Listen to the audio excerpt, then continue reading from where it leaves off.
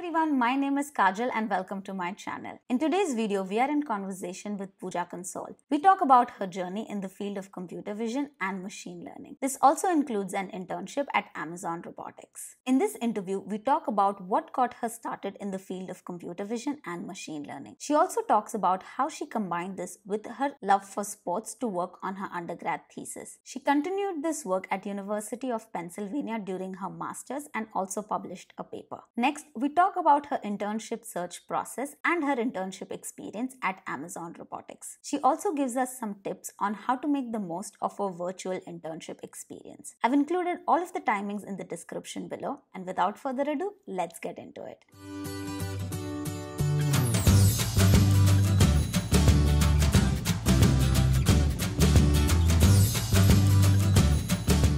Hey Pooja, thank you for joining us today. Let's start with an introduction. Hi Kajal, thank you for having me. I'm Pooja Consol. I'm currently doing my master's in computer science at University of Pennsylvania. I'm mainly concentrating in machine learning. I did an internship at Amazon Robotics this summer. And outside of machine learning, I love playing sports, traveling, reading books. Can you tell us a little bit about how you got started in the field of computer vision and machine learning? Definitely. So my interest developed when I was in undergrad doing my internship after second year. That internship exposed me to the basics of machine learning, and I took the most famous Andrew course that time, available online on Coursera, that I found very useful and informative. To further my interest, I did an undergrad thesis on combining sports and computer vision, something that I wanted to do. That turned out really great, and I was able to publish a paper on that. Congratulations on getting that paper published. And you made a good point that along with your courses, you also applied your learnings into a project that reinforced your interest and made it easier to learn the different topics. Now let's talk about University of Pennsylvania. Can you tell us a little bit about the application process? In order to apply UPenn, you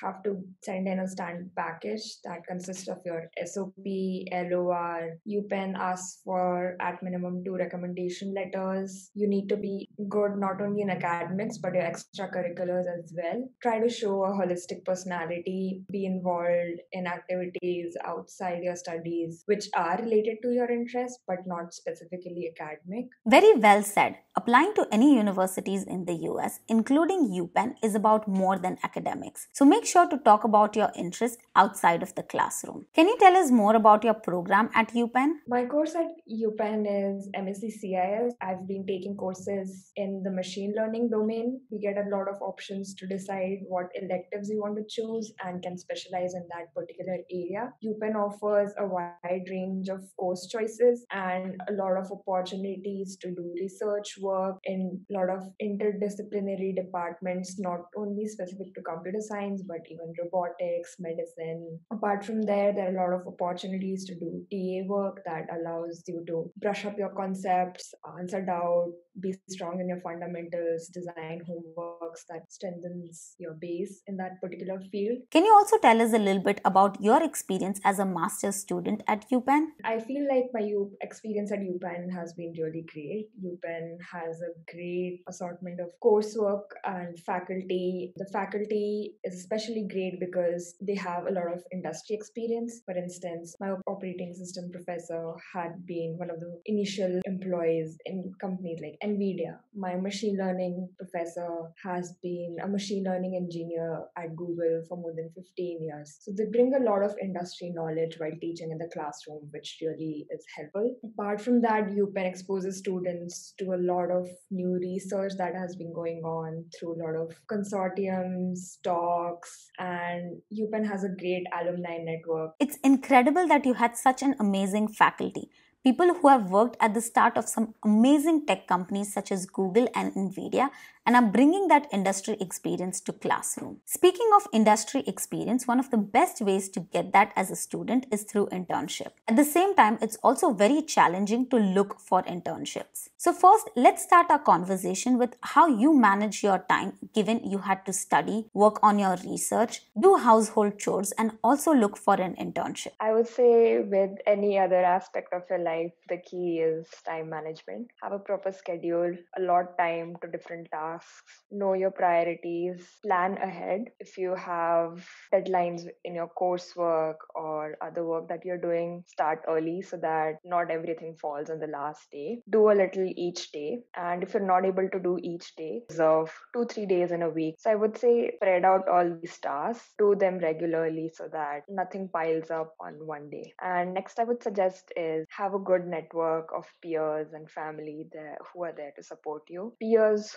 with whom you can discuss and with whom you can do a lot of tasks together that will help you reduce your effort. For instance, applying mock interviews, these can be done with your peers. Those are some great tips. With that, let's talk about the internship search process. How did you go about it, and do you have any tips for our viewers today? Firstly, say that searching for an internship or a job is a full-time job in itself. What I'll recommend to people applying is that you should start early, be prepared. By preparation, I mean if you're applying for software engineering jobs, you should be clear on your CS fundamentals, be up to date with data structures and algorithms, solving questions on online platforms like LeetCode and HackerRank in a timed fashion so that when you give interviews or online tests, you are able to solve and think of solutions in a given time frame. I would suggest make an Excel sheet that really helps you to keep track of where all you have applied, what all positions you have applied, what's your status. While you're applying, make sure to utilize your network as much as you can. Reach out to alumni of your college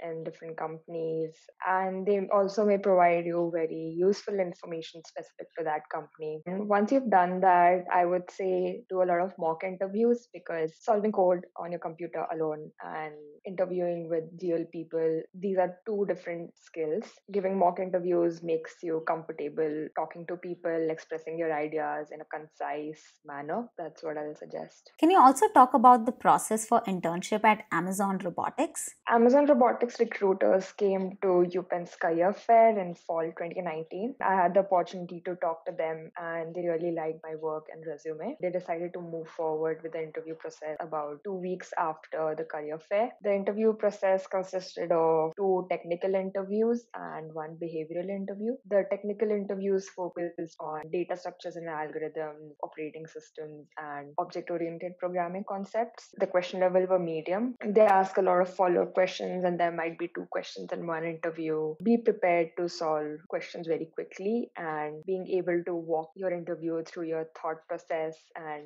run through at least one sample to verify the correctness of your approach. Post that, the behavioral interview consists of critical scenarios and standard behavioral questions like why do you want to join the company, different situations that you encounter in your previous work experience. The interviewing process took about 2 to 3 weeks. After that, they reached back in about 2 more weeks with their decision about whether I'll get an internship or not. And as we all know, you did get that software engineering internship at Amazon Robotics. You also made some great point about the technical interview aspect. It's not just about solving the problem, it's also about your thought process. And make sure to run through an example or test case to show that your code works. Next, let's talk about your internship experience at Amazon Robotics. I had a great experience at my internship at Amazon Robotics. I was part of the human interface team that works on computer vision systems. The main task of this team was to automate a lot of processes in the warehouse that are currently done manually. My project was an individual project where I worked with root causing errors made by deep learning models that my team was using. Oftentimes, machine learning and deep learning models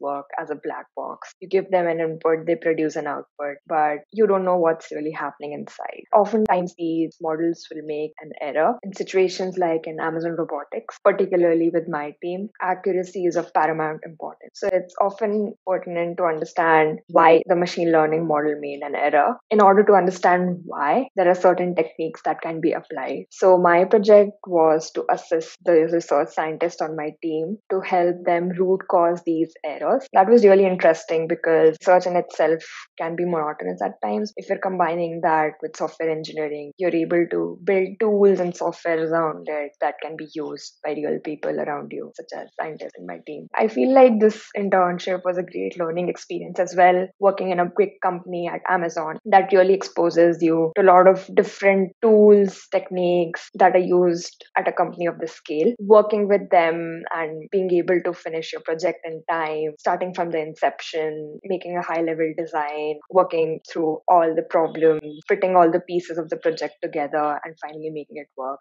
That's really exciting period. It does sound like a great experience. And as you rightly said, it's not just about researching, it's also about implementing. Writing that piece of code and knowing that it's used in the real world is a great feeling to have. Now, one of the challenges you must have faced is having to do an internship virtually because of COVID-19. Can you tell us about how you made the most of your virtual internship experience at Amazon Robotics? Everything being remote, connecting with people, especially when you're new, becomes difficult. Building on your first degree of contact and then expanding from there is a good way. In an internship, the HR team continuously works on connecting people together. For my team, I continuously kept in touch with my mentors and my manager. I used to give daily updates to my mentor. I used to have weekly calls with my manager to discuss technical, non-technical aspects of the work, which was really great. For specific issues or technologies that I wanted to use that other members of my team were more comfortable with, I used to reach out to them directly. It was really easy to just reach out to people, and I took advantage of that. In terms of intern community, the HR did a lot of different activities like quizzes so that interns get to talk to each other. We used to have weekly coffee chats where we were paired with different interns to talk about what we are doing at Amazon, what our projects are. That helped me interact with a lot of people within Amazon who were doing a lot of really exciting work as well. That was really great. That is a great initiative by the HR team. And you also gave a great tip to our viewers. Make sure to have either daily or weekly check-ins with your managers or mentors. This way, they can keep track of your progress, and it is much easier to ask for help when you've scheduled a time to speak with someone. My next question to you is, do you have any tips for our viewers who are currently going through the job search or internship search process? I would say stay motivated. That is one of the key things. Often you'll feel dejected and not so motivated, but it's important to understand it's a long process. Everybody gets there in their own time. So don't feel dejected, be motivated. Keep doing things that make you happy. So reserve a time of the day where you can do things you like, say exercising, reading, whatever you like, chatting with friends. As I mentioned earlier, have a good peer network and have a good support group in the form of parents, relatives, friends, whoever that person is for you. I completely agree with you. Make sure to have some time to do things that bring you happiness, because job searching is a long and arduous process. With that, thank you, Pooja, for taking the time to speak with me today. And if you are someone who's looking for jobs right now, you might also enjoy this video from my channel. In this video, I talk about the mistakes I made during my job search process. Before you go, if you enjoyed this video, make sure to give it a like. Also, what would you like to see next on this channel? Tell me in the comments below. Thank you for watching, and I'll see you in the next video.